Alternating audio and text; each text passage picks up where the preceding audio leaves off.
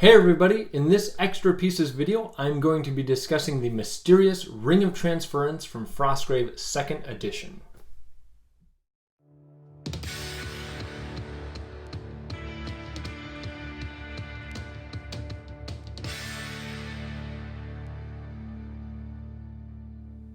Hey everybody, I'm Alan with Bricks and Blocks Gaming, the channel that plays tabletop games using toy bricks and blocks and discusses the rules and strategies that build the foundation for those games. Frostgrave has a number of new magical items that were introduced with the 2nd edition. One of those items is the Ring of Transference.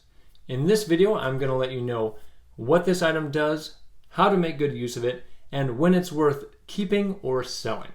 So let's get to the bricks and blocks of the Ring of Transference. The reason I called this item mysterious back in the introduction of this video is because if you happen to find one of these on the new magic item table and then go to look up what the item does, it's unfortunately not listed with the item descriptions on page 100 to 102 of the rulebook. But luckily, author Joseph McCullough has explained its function on the Frostgrave Facebook page. This ring may only be worn by a spellcaster.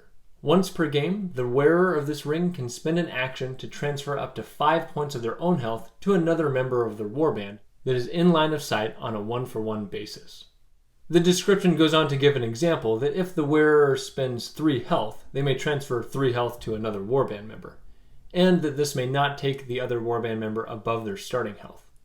This can be a pretty useful ability on the battlefield, as there aren't a lot of different ways to heal your warband members.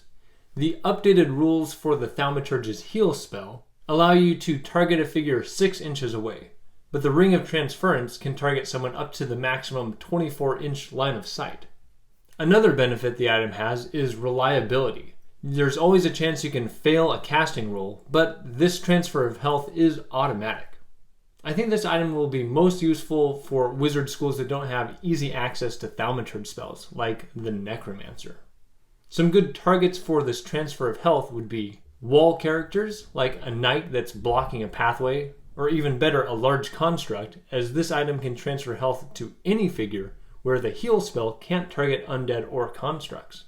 Since you're able to choose between 1 to 5 health being transferred, it can come in handy if you have a wounded character trying to haul treasure off the board, as you can transfer just enough to bring them above 4 health, so they regain their second action without crippling your spellcaster. Another use would be to transfer from spellcaster to spellcaster. Maybe your apprentice is down to 6 health and at the edge of the table carrying treasure. Just transfer 5 health to your wizard, then run off the board the next chance you get. So is this item worth it?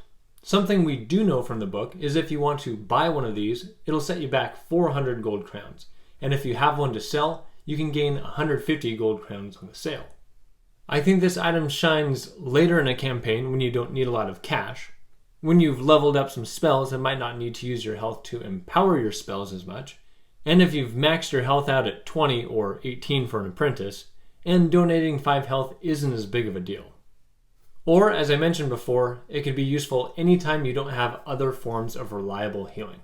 And don't forget that only your spellcasters can equip this item. And that's all for this video. If you found any other good uses for the Ring of Transference, let me and the community know in the comments below. I want to thank you for watching. If you enjoyed this video, feel free to click like, add a comment, or subscribe so you can keep up with all the content we're releasing. And with that, I'm Alan with Bricks and Blocks Gaming, and I'll see you on the next video.